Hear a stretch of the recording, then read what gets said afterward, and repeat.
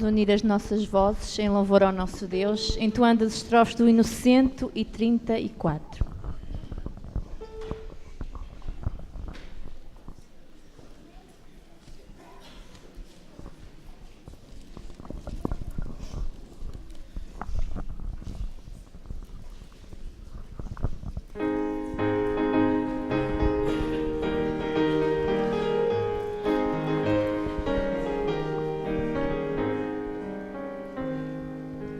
Servos de Deus, a trombeta tocar, breve Jesus voltará. A todo mundo a mensagem levar, breve Jesus voltará. Breve virá, breve virá. Jesus voltará, e das nações e depressa anunciar, breve Jesus voltará. Gratos, alegres, novas cantar, breve Jesus voltará.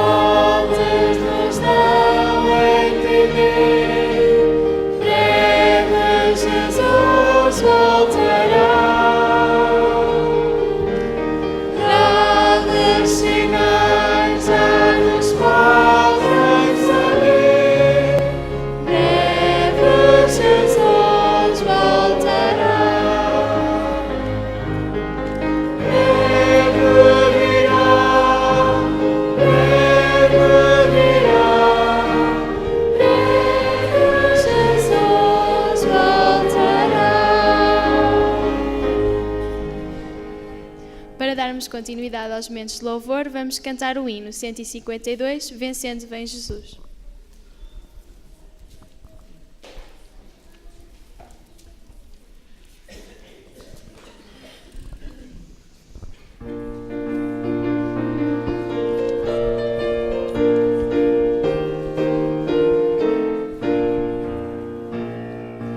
Já refúgio a glória eterna de Jesus, o Rei dos Reis.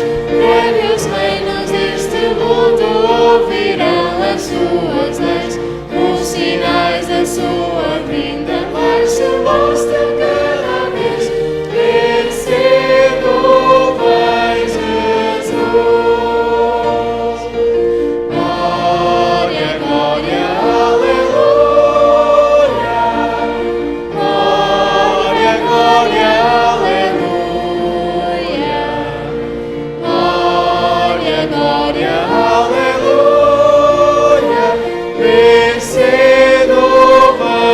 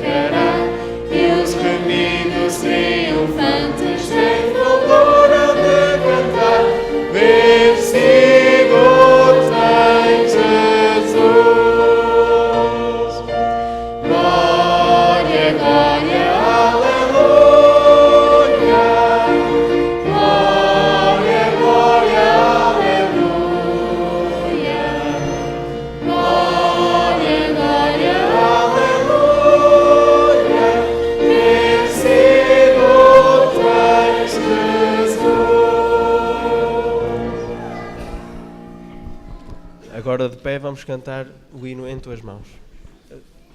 Eu te amo, ó Deus, peço desculpa.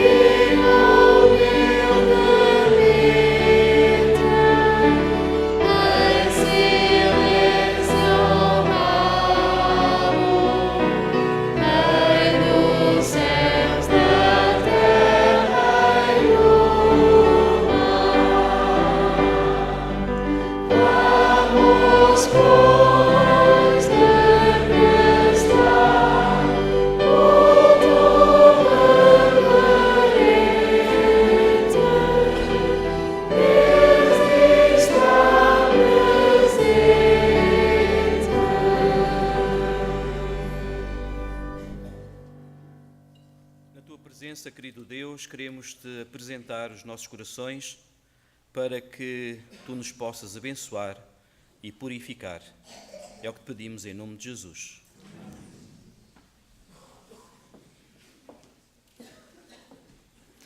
Para dar continuidade ao culto esta manhã, vamos cantar o hino Deus cuidará de ti, 373.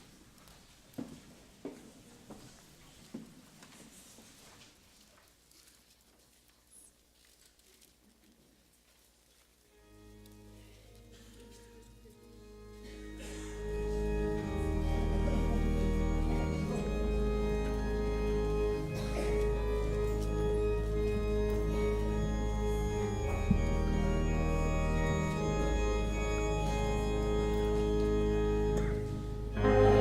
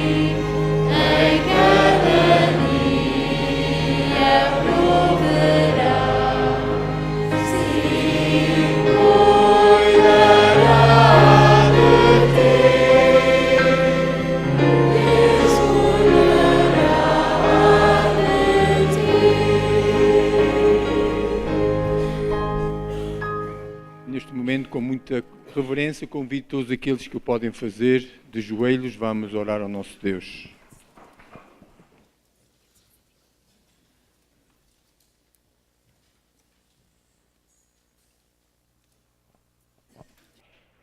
Nosso querido Deus, nosso Pai amoroso, que habitas nos mais altos céus,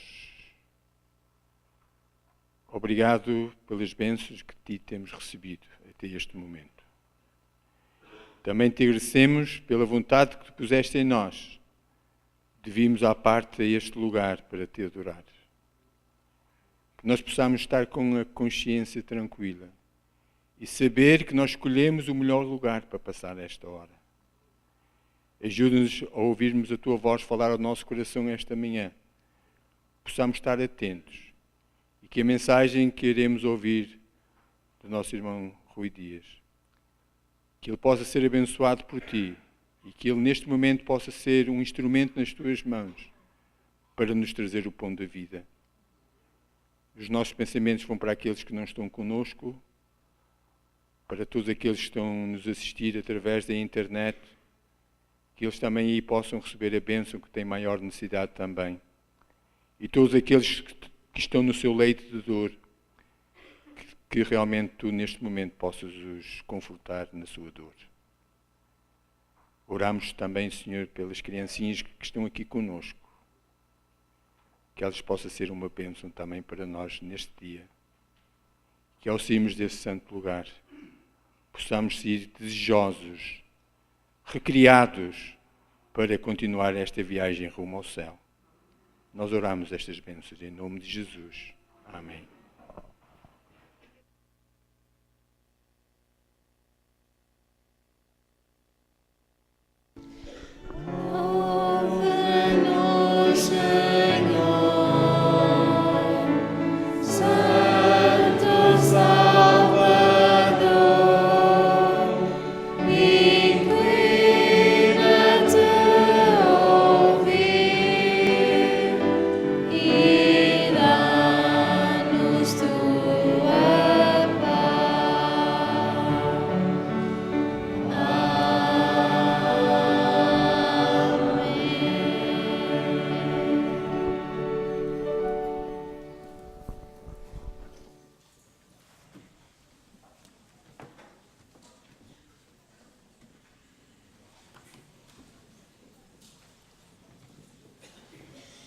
Com muita atenção, neste momento iremos ouvir uma leitura falar sobre a mordomia desta manhã e que realmente nós possamos ser verdadeiros contribuintes para o avanço da obra de Deus aqui nesta terra.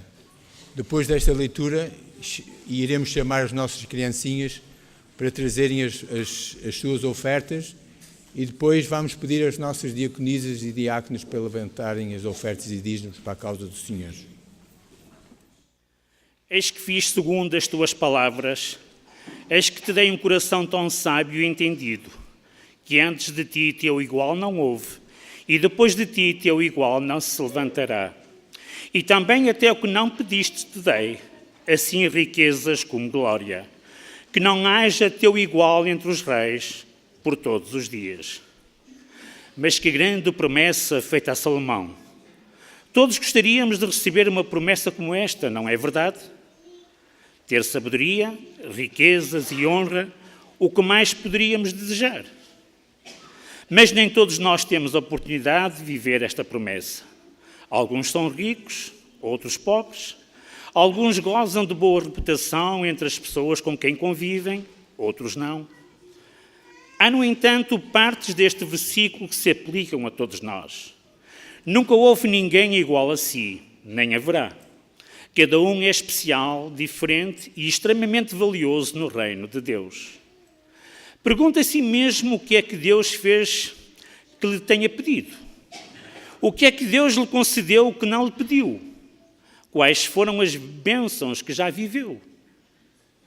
Tome consciência das bênçãos de Deus e manifesta a sua gratidão. Damos-te graças, Senhor, pelas tuas numerosas bênçãos. Damos-te graças por responderes às nossas orações e por nos dares mais do que aquilo que nós pedimos.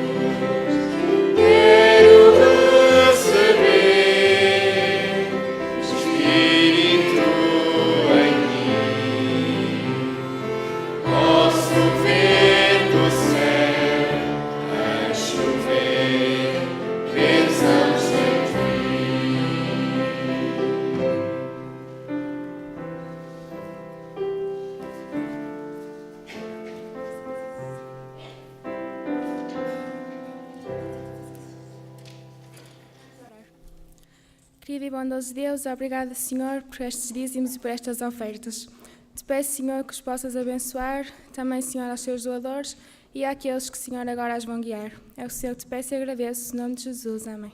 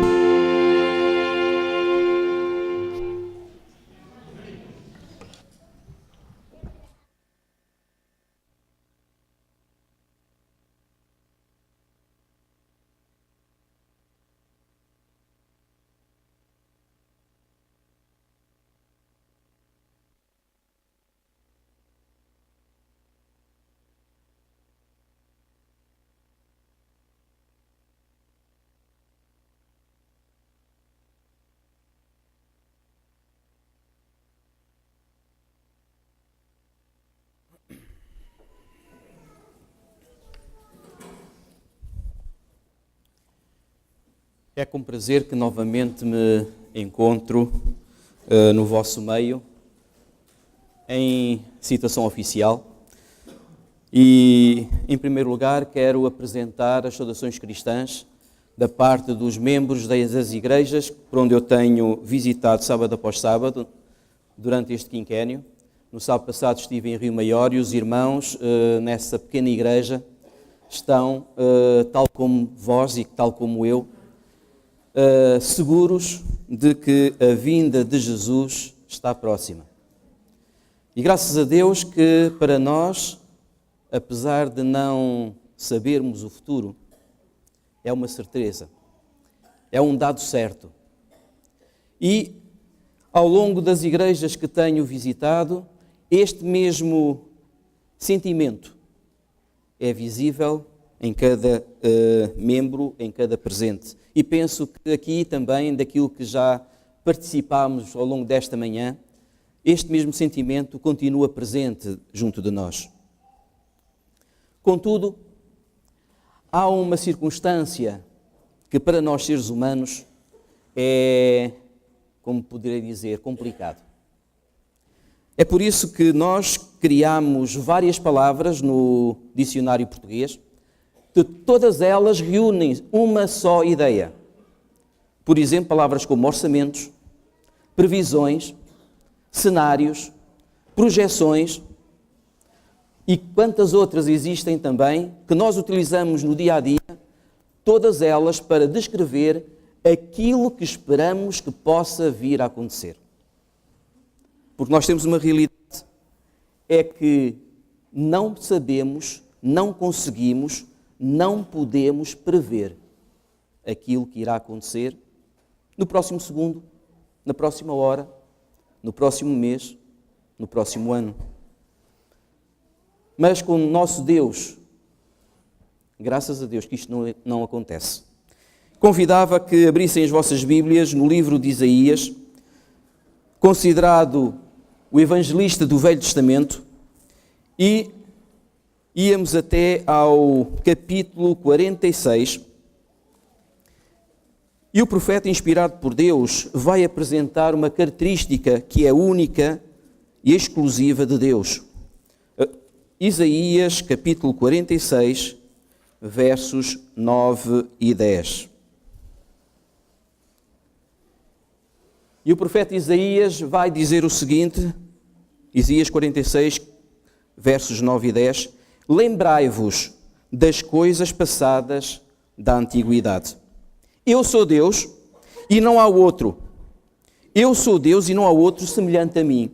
Agora vejam o verso 10.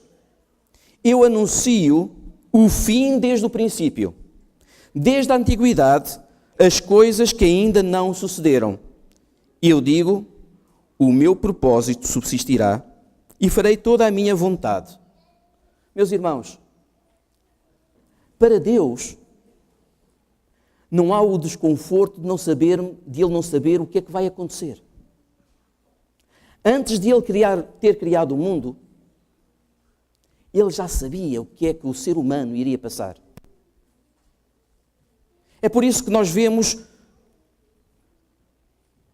naquela cena que é tão marcante para o ser humano no Jardim do Éden, em que Adão e Eva estão escondidos de Deus, atrás de umas plantas, vestidos com folhas de figueira, e nós vamos encontrar este ser que conhece todas as coisas, antes mesmo delas acontecerem, ele já sabe aquilo que vai acontecer. Vamos encontrar Deus a chamar por Adão. É incrível. E Deus chama por Adão com um propósito. Não que ele não saiba onde é que Adão e Eva estejam. Ele sabe obrigatoriamente onde eles estão. Mas ele chama por Adão e Eva para fazer com que eles percebam o que é que fizeram. E nós vamos encontrar então, em Gênesis capítulo 3, verso 15, a primeira profecia, a primeira promessa, aquilo que vai orientar todo o ser humano nesta história deste mundo. Eu convidava a que lêssemos este versículo e atendêssemos às palavras que estão lá, mesmo no plural ou no singular. E então diz: e porei inimizade entre ti e a mulher. Deus estava a falar aqui para a serpente. Entre a tua descendência, da serpente, e agora reparem, e o seu descendente. Não seria qualquer descendente da mulher. Era o descendente, apontando para Jesus. Este descendente te ferirá a cabeça à serpente, e a serpente iria ferir o calcanhar. Meus irmãos, com esta promessa, permitiu que Adão e Eva saíssem do Éden, fossem expulsos e criassem, estabelecessem a sua vida. E ao longo dos séculos vamos ver que seres humanos aceitavam as diretrizes de Deus e outros seres humanos, por qualquer motivo, não aceitavam, até rejeitavam as instruções de Deus. Os séculos passam-se, mas a Bíblia apresenta sempre pessoas que estão do lado de Deus, que cumprem aquilo que Deus diz e que fazem aquilo que Deus aconselha a que o ser humano faça. Temos, por exemplo, Enoque, Noé, temos Abraão. E ao longo dos séculos, a cena se repete. Mas agora é necessário Deus estabelecer preceitos, estabelecer critérios, dar confiança aos seus servos. E nós encontramos um rei de Judá que, segundo a Bíblia, ele fez tudo conforme o coração de Deus. Estamos a falar do rei Josafá. Neste momento em que Josafá fala ao povo, o território de Judá estava a ser invadido por uma nação estrangeira. E em 2 de Crônicas, no capítulo 20 e verso 20, nós vamos ver, eu não estou a utilizar versículos que nós não conhecemos. São versículos que nós muito bem conhecemos no nosso dia-a-dia e que fazemos bem em atender a eles. 2 de Crônicas, capítulo 20, verso 20, na última parte.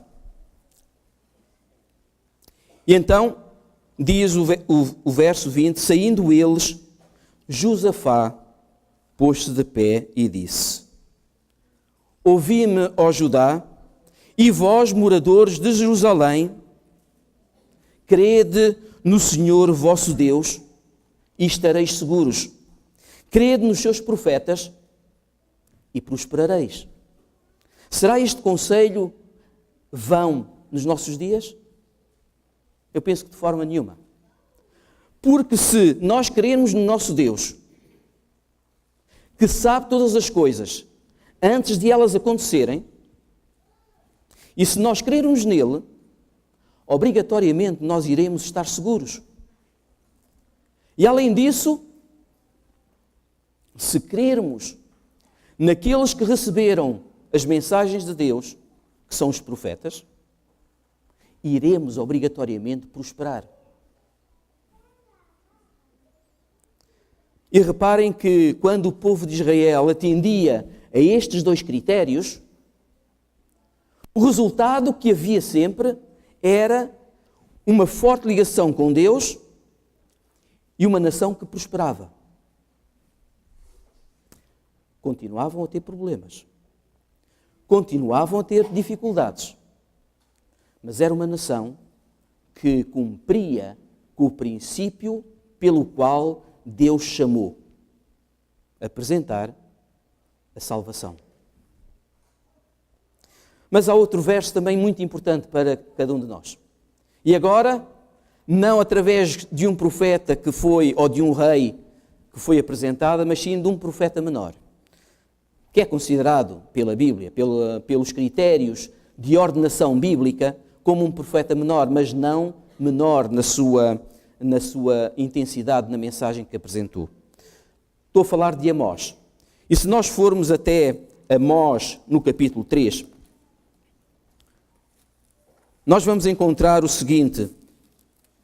Neste capítulo 3, no verso 7, nós encontramos um verso que todos nós gostamos de ouvir e que diz o seguinte: certamente o Senhor Deus não fará coisa alguma sem ter revelado o seu segredo aos seus servos, os profetas.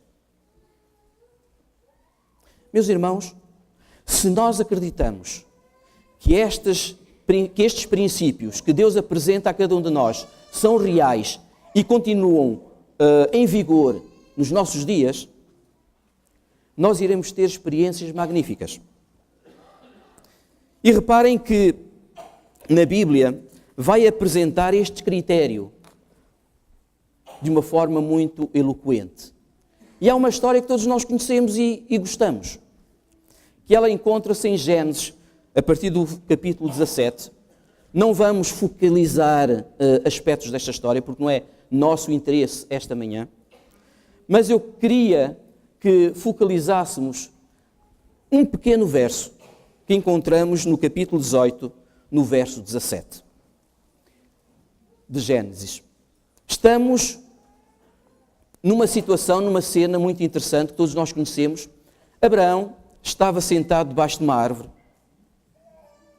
e ele vê que se aproximam 3 seres. O Espírito de Profecia diz que um dos seres era o próprio Jesus. E estes seres juntam-se a Abraão e Abraão convida-os para que tomem qualquer coisa. Se nós repararmos aquilo que Abraão preparou, ou mandou preparar, não era propriamente uma refeição ligeira.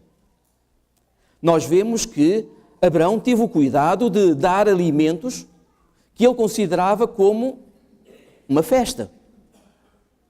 E o interessante é que estes 3 seres aceitaram esta refeição, partilharam, mas depois, no verso 17 do capítulo 18 de Gênesis, Deus vai dizer o seguinte: disse o Senhor, ocultarei eu a Abraão o que faço?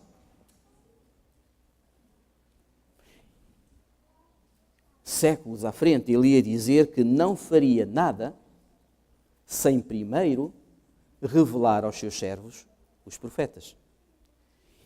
E qual é o problema aqui? A destruição de Sodoma e Gomorra. E agora nós vemos Deus a perguntar a Ele próprio: será que eu vou ocultar aquilo que eu vou fazer a Abraão, que é o meu servo? Aquele que vai ser benditas as descendências dele? Aquele a quem eu escolhi para ser o meu representante? Aquele que vai levar o Evangelho a todas as pessoas? E então Ele vai permitir que um ser humano, falho de muitas faltas, pudesse, permite-me uma expressão, negociar com Deus. E Abraão vai perguntar: Senhor, se houver 50 almas, 50 pessoas que te seguem, será que tu vais destruir as cidades? E Jesus vai dizer: por amor a estas 50 almas, 50 pessoas, eu não destruirei as cidades. E nós vemos que Abraão ganha alento e vai começar a descer os valores, os números. O que vai acontecer é que ele chega até um número irrisório. Mas nós sabemos que mesmo nesse número irrisório, não foi suficiente para que Deus não destruísse as cidades. E sabemos quantas pessoas se salvaram? 3 pessoas. Ló e as suas 2 filhas. Apesar de, no futuro, criarem problemas para o povo de Israel. Mas mesmo assim, Deus cumpriu o seu propósito. Ele revelou a Abraão aquilo que iria fazer. E os séculos passam-se. E surge um personagem que todos nós gostamos e conhecemos, Daniel. Quiçá, se calhar, um dos personagens mais queridos pelos jovens. Quem fica indiferente perante uma experiência como Daniel teve junto de leões? Mas este jovem vai receber instruções sobre aquilo que iria acontecer neste mundo. E nós vemos aqui mais uma vez Deus a cumprir com o seu propósito. Não iria fazer nada sem primeiro ter revelado as suas intenções aos profetas. E nós vemos que Daniel tem vários capítulos em que nós consideramos como proféticos, e fazemos bem em considerar como tal.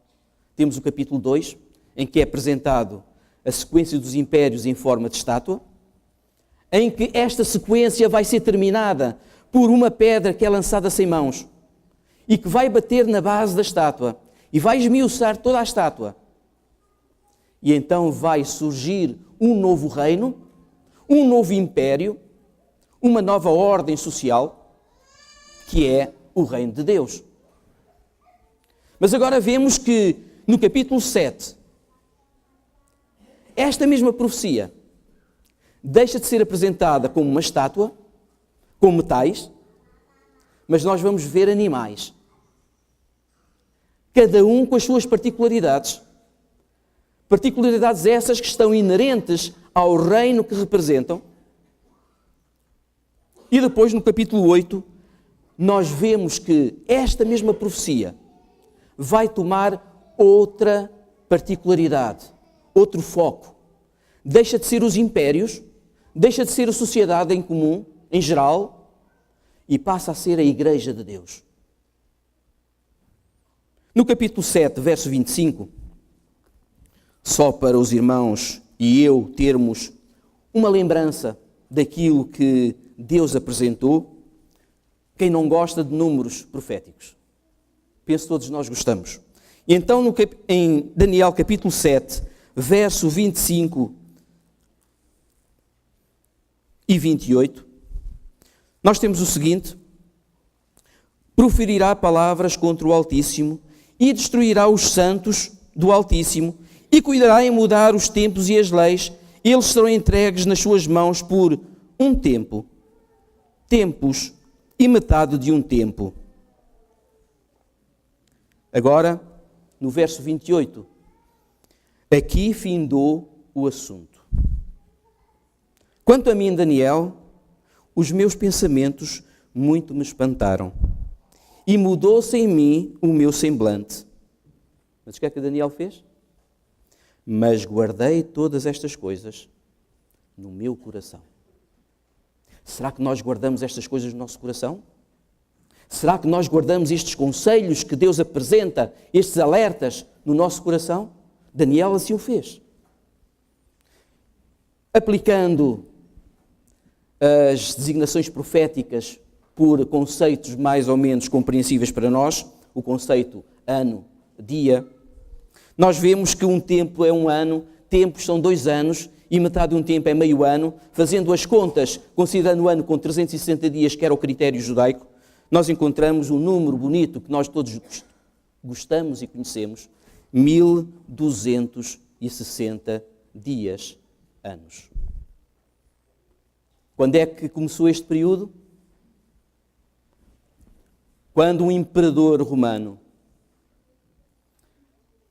decidiu que a religião oficial do seu império deixava de ser os deuses que normalmente adoravam e passava a ser o cristianismo. Estamos a falar de Constantino. A partir daí, esta contagem começou. E o que é que tinha de particular?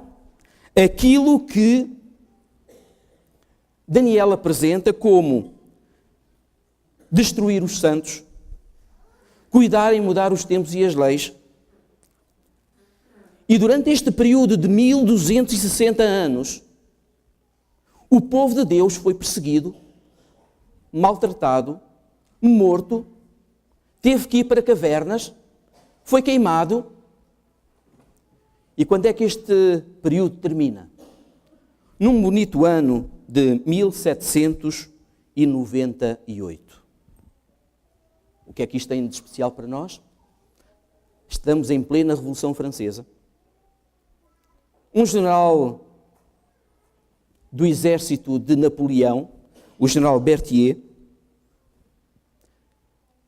entra nas instalações religiosas e prende o Papa Pio VI. Aquilo que Apocalipse diz que este poder religioso recebeu uma ferida mortal. Agora, há um segundo período, que todos nós também gostamos, que encontramos em Daniel capítulo 8, versos 13 e 14. E que diz o seguinte: depois ouvi um santo que falava e disse a outro santo, aquele que falava: até quando durará a visão do sacrifício contínuo e da transgressão assoladora, para que seja entregue o santuário e o exército a fim de serem pisados? E o santo diz: até 2300 tardes e manhãs, e o santuário será purificado. Reparem que neste capítulo 8 já não existem impérios. Deus está a apresentar aquilo que vai acontecer à sua igreja. Sabemos que este período de 1300 dias ou anos é um período global que embarca várias profecias apresentadas em Daniel. Esta profecia começa no ano em que Jerusalém foi reconstruída. E nós temos na Bíblia um livro, aliás, 2 livros, que abordam este assunto: Neemias e Esdras. Jerusalém é reconstruída, começam os 490 anos, o período em que Deus concede tempo ao povo de Israel para serem suas testemunhas. E na última semana, ou seja, nos últimos 7 anos deste período de 490 anos ou 70 semanas, alguma coisa vai acontecer.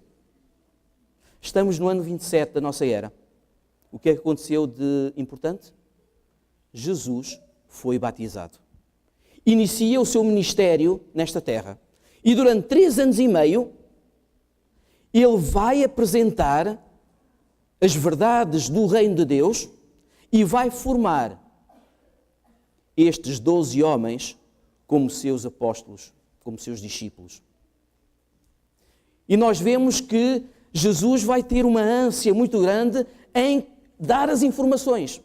Mas há um momento em que Jesus diz: eu tenho muito para vos dizer, mas vocês não estão preparados para receber aquilo que eu tenho para dizer. E, no meio da semana, Jesus entrega a sua vida em resgate de cada um de nós. Em resgate de todos aqueles que o aceitarem como seu Salvador. E agora, 3 anos e meio depois, estamos perante o apedrejamento de Estevão. Porque é que este apedrejamento é importante e está narrado na Bíblia? Porque os 490 anos terminaram e agora o povo de Deus deixa de ser o povo judeu e passa a ser todo aquele que aceitar Jesus. E aparece o apóstolo Paulo, em que vai disseminar o evangelho da salvação para todos aqueles que, não sendo judeus, ou também sendo judeus, aceitem Jesus como seu Salvador. E estamos hoje cá, dia 7 de maio. Também nós tivemos a oportunidade de aceitar este repto, este evangelho. É por isso que estamos aqui sentados hoje, esta manhã.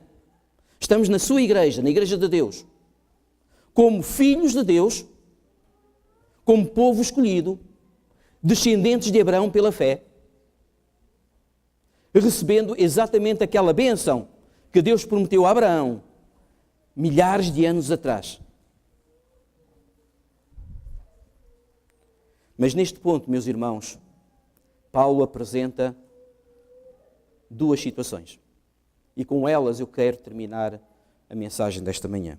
A primeira, nós encontramos no livro de Hebreus, no capítulo 4, versos 14 a 16. Hebreus, capítulo 4, versos 14 a 16.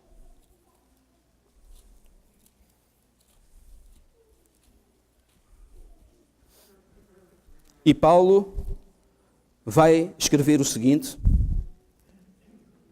capítulo 4, versos 14 a 16 de Hebreus: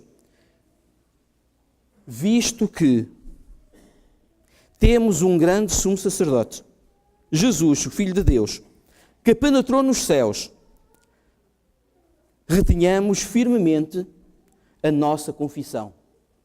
Reparem, temos uma obrigação: retermos firmemente aquilo que aceitamos de Jesus.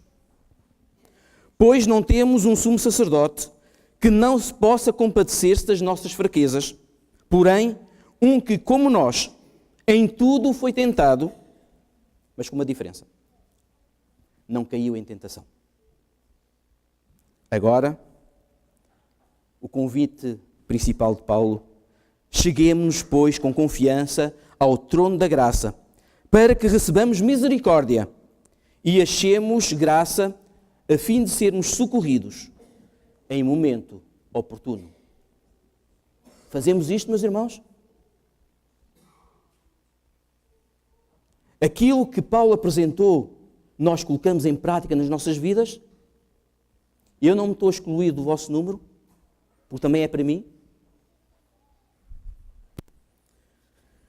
O último verso, ou conjunto de versos que eu queria apresentar a cada um de nós, encontra-se no capítulo 2 de Hebreus, os versos 1 a 3. E o verso 3 é só a primeira parte. Tenhamos atenção às particularidades do verso. Portanto, diz Paulo, no capítulo 2, verso 1, devemos atender. De que forma? Com mais diligência para as coisas que já temos ouvido, para que em tempo algum, o que é que possa acontecer? Nos desviemos delas. Agora o alerta. Lembram-se da questão de Sodoma e Gomorra. A destruição foi anunciada por anjos. Então, pois se a palavra falada pelos anjos permaneceu firme, e toda a violação e desobediência recebeu a sua justa punição, agora vem a advertência. Como escaparemos nós se negligenciarmos tão grande salvação? Como teremos a ousadia de pensar que se não estivermos no regaço de Jesus, seremos salvos? Como temos a ousadia de pensar que se não formos até Jesus, como Ele aconselhou e que está escrito na lição desta semana que relembramos de manhã, como é que nós seremos salvos se não formos até Ele? Se não abrirmos o nosso coração e não colocarmos aos seus pés aquilo que nos pesa. Meus irmãos, o conselho que eu deixo esta manhã para cada um de nós é que nós possamos ter esta ousadia de irmos até ao trono da graça de Deus e tomarmos aquilo que pertence a Jesus como nosso, como certo, e dependermos de Jesus de tal forma que o nosso respirar seja o seu respirar, a nossa vontade seja a vontade dele, o nosso querer seja o dele, e tudo aquilo que fizermos seja movido unicamente pelo intento de Jesus. Meus irmãos, só desta forma Se nós fizermos aplicar este conceito na nossa vida, só desta forma, repito, quando virmos Jesus nas nuvens dos céus, quando acontecer aquilo que é certo para nós, quando acontecer aquilo que Jesus disse que ia acontecer, e Ele sabe o fim deste princípio, então poderemos dizer: eis o nosso Deus a quem nós aguardávamos. Se não, iremos dizer aquilo que eu temo: pedir às pedras que caiam sobre nós, para cortar a visão de vermos Jesus nas nuvens dos céus a buscar quem seguiu até ao fim. Oxalá que a nossa experiência possa ser a de colocarmos os nossos fardos, aquilo que nos preocupa, a nossa vida, aquilo que temos de mais sagrado, colocarmos aos pés de Jesus para obtermos a misericórdia e acharmos a graça necessária para sermos salvos.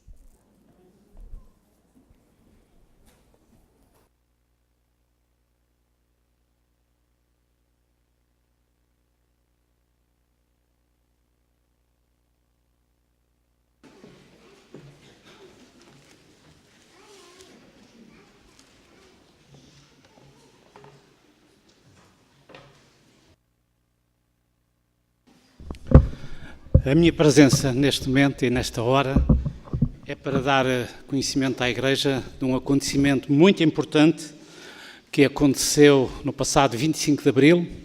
Como sabem, é o dia que as nossas forças políticas, e não só, celebram o Dia da Liberdade, e como é hábito, as forças políticas organizam cerimónias alusivas ao ato. Em Canelas também isso aconteceu. E temos de dar uma bela notícia, uma bonita notícia, que a Junta de Freguesia decidiu homenagear várias coletividades a nível local. E é para comunicar que a Igreja Adventista também foi homenageada. Creio que nos enche de satisfação, foi um momento alto e eu gostava de mostrar o diploma que nos foi entregue, diploma de mérito conferido pela Junta de Freguesia de Canelas à Igreja Adventista pelos serviços prestados à comunidade.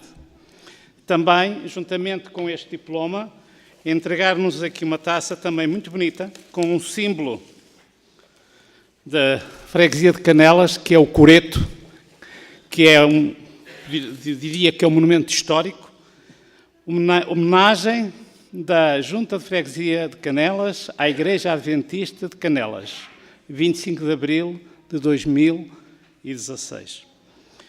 Sensibiliza-nos muito, nós que andamos aqui há muitos anos, sabemos que esta cordialidade nem sempre aconteceu, mas há uns anos esta parte, realmente a relação com as forças políticas tem sido excelente.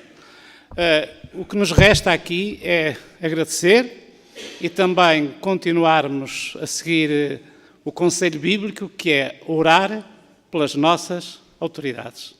Muito obrigado.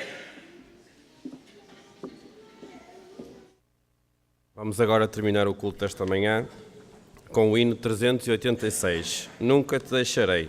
386.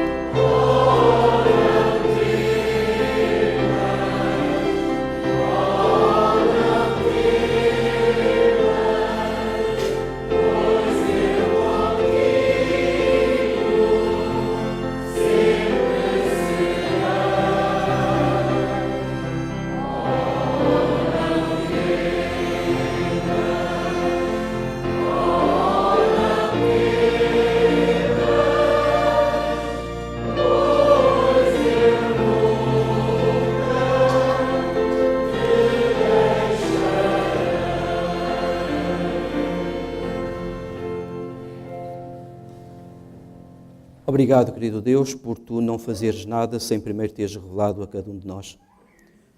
Através da Bíblia nós podemos encontrar tudo aquilo que é necessário para sermos salvos. E muito obrigado, querido Deus, por Jesus ter vindo a esta terra, sofrer aquilo que nós merecíamos, para nós termos aquilo que Jesus merecia, a salvação, a vida eterna. Bom Deus, pedimos-te e suplicamos-te que nos possas fazer com que nós possamos atender diligentemente aos teus conselhos. Permite, querido Deus, que a nossa vida possa estar nas tuas mãos e dessa forma, em resultado desta ligação contigo, podermos cumprir com o ministério que tu nos concedeste a cada um de nós, de apresentar Jesus como nosso Salvador a todos aqueles a quem nós contactarmos. Permite, querido Deus, que neste processo nós nunca poderemos deixar de olhar para ti, para que, porventura, nós levemos outros até ti para se salvarem e nós sermos considerados como indignos no teu reino. Permite, querido Deus, que esta experiência contigo possa ser alicerçada cada dia que passa. E quando Jesus voltar nas nuvens dos céus, nós possamos dizer com alegria: eis o nosso Deus a quem nós aguardávamos. Que tudo possa ser feito de acordo com a tua vontade. E pedimos que neste momento nos leves em paz e em tranquilidade e segurança para os nossos lares, para que depois possamos estar revigorados nas atividades do resto do dia. É o que te pedimos e agradecemos em nome de Jesus.